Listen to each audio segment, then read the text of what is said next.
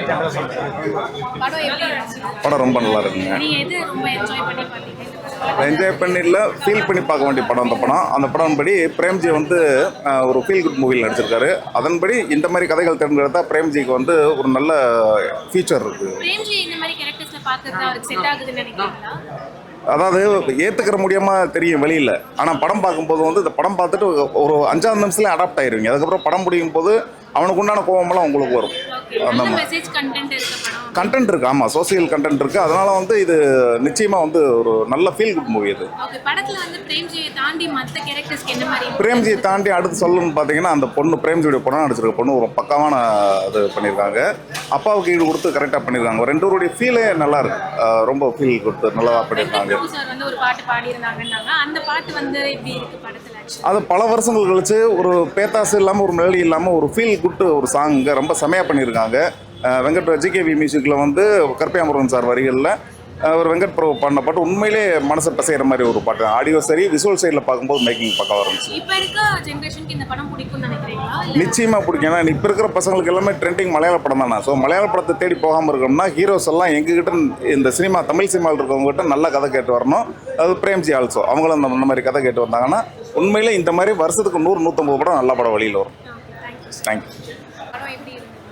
நான் தான் அந்த படத்தோட வல்லமை படத்தோட இயக்குனர் கருப்பையாமுருகன். படம் வந்து மக்களாக பார்த்துட்டு வந்திருக்கேன். நிச்சயமாக படம் வந்து நல்லாயிருக்கு. மக்கள் வந்து நான் எதிர்பார்த்ததை விட ஒரு நல்ல வரவேற்பு கொடுக்குறாங்க. ஏன் அப்படின்னா பார்த்தீங்கன்னா இன்றைக்கி பார்த்தீங்கன்னா நிறைய கமர்ஷியல் படம் வெட்டி குத்து கத்தி ரத்தம் அப்படின்னு நிறைய இது பண்ணுது. ஸோ அதில் மாறுபட்டு இந்த படம் வந்து இருக்குது அப்படின்னு சொல்கிறாங்க. இன்னும் சொல்ல போனால் நகைச்சுவை நடிகர் பிரேம்ஜியை வந்து இப்படி ஒரு விஷயத்தில் வந்து மாற்றி எடுத்திருக்காங்க. ஒரு கேரக்டர் ஆர்டிஸ்ட் அந்த கதையில் பொறுத்திருக்காங்க அப்படின்னு சொல்லும்போது எல்லாருக்குமே வந்து பாராட்டுறாங்க. இன்னும் சொல்ல போனால் இன்றைக்கி இந்த கதை பார்த்தீங்கன்னா சைல்டு அபியூஸ் பேஸ் பண்ண கதை. ஸோ இன்றைக்கி பார்த்தீங்கன்னா தினம் பேப்பரில் பார்த்தீங்கன்னா டிவியில் பார்த்தீங்கன்னா இது சம்மந்தமான செய்தி அங்கங்கே வந்துகிட்டே இருக்குது. தினம் 4 குழந்தைங்க பாதிக்கப்படுறாங்க. ஸோ அந்த குழந்தைகள் பாதிக்கப்படுறது நிறைய பாதிக்கப்படுறதுனா மக்கள் வந்து இந்த படம் இந்த கருத்து இன்றைக்கி அவசியமான படம், இது தேவையான படம் அப்படின்னு எல்லாருமே பார்க்குறாங்க. அது எனக்கு ரொம்ப பெருமையாக இருக்குது. நான் என்ன நினச்சேனோ அது நடந்திருக்கு.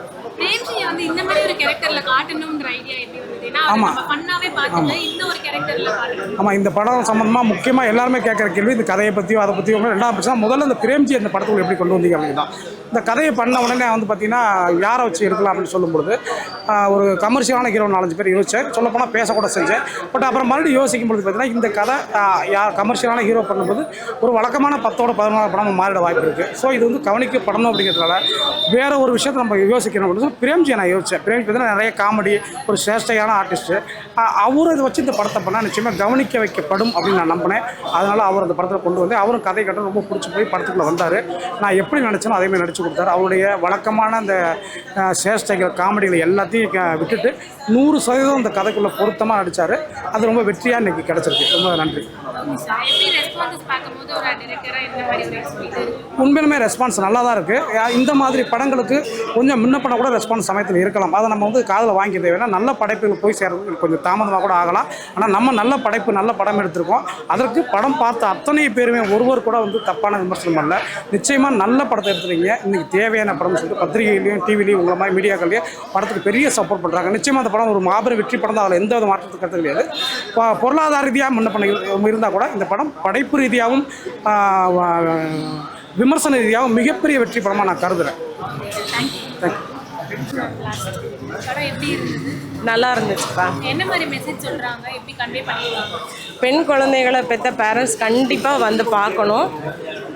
இப்போ நிறைய பேர் எவ்வளவோ பிரச்சனைகளை எதிர்கொண்டுட்டு இருக்காங்க. வெளியில் சொல்கிறதில்ல, சொல்லவும் முடியறதில்ல. இதில் அவரை எப்படி அதை எதிர்கொண்டு அந்த பிரச்சனையை தீர்த்தாங்கங்கிறது தான் ஒரு ஸ்டோரியாக இருக்குது. அப்பா மகள் பாண்டிங் ரொம்ப அருமையாக இருக்குது.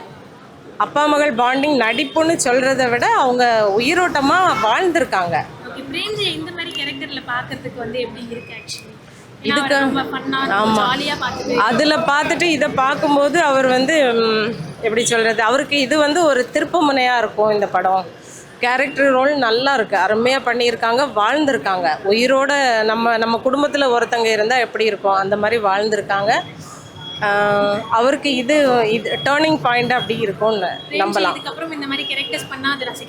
கண்டிப்பாக இருக்கும். அவர் இது மாதிரி பண்ணாங்கன்னா நிறையவே ரசிப்பாங்க.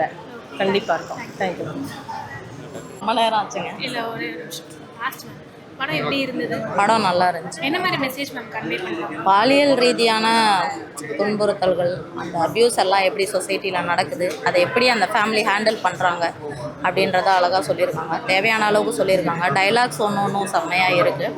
சாங் ஒன்று இருக்குது, நல்லா இருக்குது. பிரேம்ஜி சார் இதில் வந்து டிஃப்ரெண்ட் ரோல் பண்ணியிருக்காரு. அதை நல்லா அக்செப்ட் பண்ணிக்க முடியுதா சார்? இந்த கண்டிப்பா. மாதிரி ரோலை பார்க்கறது டிஃப்ரெண்ட்டாக. ஏன்னா வந்து அதில் வந்து அவர் வந்து வாழ்ந்திருக்காரு, நடிச்சிருக்காருன்னு சொல்ல முடியாது. ஒரு அப்பா எப்படி இருப்பாங்களோ அதை அதில் பார்க்க முடியுது. எந்த இடத்துலையும் லேக் இல்லை, நல்லா ஃப்ளோவாக போகுது. படம் நல்லாயிருக்கு. டியூரேஷனை பற்றி யோசிக்க வேண்டிய அவசியமே இல்லை. கொஞ்சம் முன்னாடி வந்து டியூரேஷன் கேட்டாங்க, பட் டியூரேஷனை தாண்டி என்ன சொல்லணுமோ அதை கரெக்டாக சொல்லியிருக்காங்க. மெசேஜ் நல்லா இருக்கு. கண்டிப்பாக ஃபேமிலியோட வந்து பார்த்தாங்கன்னா இப்போ இருக்க சொசைட்டியில் ஃபேமிலியோட வந்து பார்க்கும்போது எல்லாருக்கும் பிடிக்கிற படமாக இருக்கும்னு நினைக்கிறேன். கண்டிப்பாக ஒரு பேரண்ட்ஸுக்கு தேவையான அவேர்னஸ் மெசேஜ் நல்லா இருக்குது. வந்து பார்த்தாங்கன்னா அந்த ஃபேமிலிக்குள்ளே ஒருத்தருக்கு ஒருத்தர் டிஸ்கஸ் பண்ணுறதுக்கு ஒரு ஹோப் கொடுக்கும். ஏன்னா சில பிள்ளைங்க வந்து அவங்களுக்கு அப்யூஸ் பண்ணுறத வெளியில் சொல்ல மாட்டாங்க, பயப்படுவாங்க. இந்த மாதிரி வந்து ஃபேமிலியோடு வந்து பார்க்கும்போது அந்த தைரியம் வரும். அம்மா எனக்கு ஒரு டைம் இந்த மாதிரி நடந்துச்சு, அந்த மாதிரி சொல்லுவாங்க. ஸோ நல்லாயிருக்கு. ஃபேமிலியோடு வந்து பார்த்தா நல்லாயிருக்கும். அதில் நிறைய டைலாக்ஸ் நச்சுன்னு இருந்துச்சு, அதெல்லாம் ரொம்ப பிடிச்சிருந்துச்சு. மியூசிக் நல்லா இருந்துச்சு. எல்லாமே பிரபு சார் ஒரு பாட்டு பாடியிருந்தாங்க, மகளே என் மகளே. அதுதான் சாங்கே, செம்மையாக இருக்குது அந்த சாங்கு. அப்பா பொண்ணுக்கு இடையில உள்ள பயங்கரமான சென்டிமெண்ட் சூப்பராக இருக்குது. நல்லா ஒர்க் அவுட் ஆகிருக்கு படம். க்ரௌடு வந்தால் நல்லாயிருக்கும். க்ரௌட் வந்தால் நல்லா. ஆனால் இந்த மாதிரி படங்களுக்கு வந்து மக்கள்கிட்ட வந்து ரெஸ்பான்ஸ் இருக்க மாட்டேங்குது. ஸோ அதை எப்படி பார்க்குறீங்க? ஆக்சுவலி ரொம்ப கஷ்டமாக இருக்குது.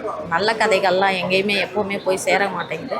ஒரு 2-3 ஷோ போனதுக்கப்புறம் பார்க்குறவங்க சொல்லி இந்த மாதிரி நிறைய படம் ஹிட் ஆகிருக்கு.